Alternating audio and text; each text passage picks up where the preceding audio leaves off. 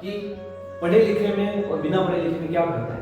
कुछ तो मतलब अपन पढ़े लिखे और जो नहीं पढ़े लिखे उनमें कुछ ना कुछ तो होना चाहिए फर्क कैसे होता है। मैंने आपको एग्जाम्पल दिया था, आपके घर में काम चल रहा है ना, घर में काम चल रहा है और मान लो कि आपके घर में ईंटों का ट्रैक्टर आया हुआ, ठीक है, तो ईंटे का ट्रैक्टर मान लो 5 रुपए की एक ईंट, 1000 ईंटे वो आदमी खाली करके चला गया, ठीक है, ये रख दी 1000 ईंटे,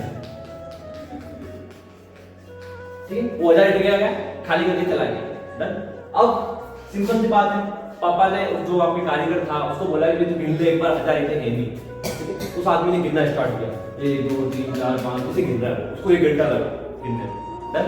अब सिंपल सी बात है, पापा को उस पर विश्वास नहीं है, पापा को अपने बच्चे पे विश्वास होगा, तो पापा ने आपको बुलाया, बेटा इधर आ, ये ईंटे गिन ले, है ना।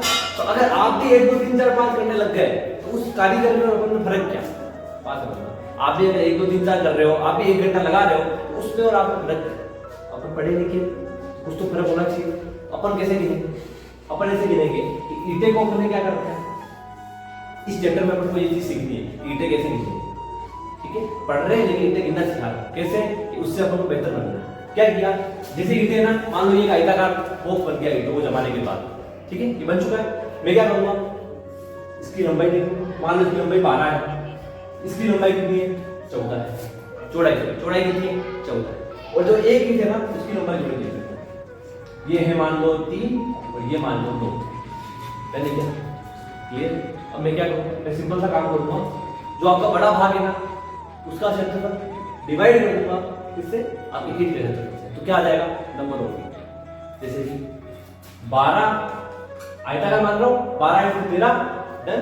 इधर क्या करूंगा 3 × 2, ये बात समझ आ गई, तो काट दो, 3 दूनी 6, ये कर दिया 2 बार 13 13 26, कितनी ईंटें 26 ईंटें। बात करने पड़ी, कितना टाइम लगा 1 मिनट, उसको कितना लगा 1 घंटा, तो उसमें और अपने फर्क है ना कुछ। तो ये एजुकेशन, ये पावर एजुकेशन का, इसलिए मैं हमेशा बोलता हूँ किताबों में नहीं घुसना है, किताबों से बाहर निकलना है हर जगह। ये चीज अपन अपने घर में भी काम ले सकते हैं, तो ये रियल मीनिंग ऑफ एजुकेशन है। इसका मतलब हमको घर वाले स्कूल इसलिए भेज रहे हैं कि अपन एजुकेशन को काम में लें, ऐसा नहीं किताबों में लिख दिया, कॉपी में लिख दिया, चल रहा है, इसका क्या मतलब है ना। काम चीज ये है कि अपन एजुकेशन बाहर यूज आनी चाहिए, समझ आ रहा है।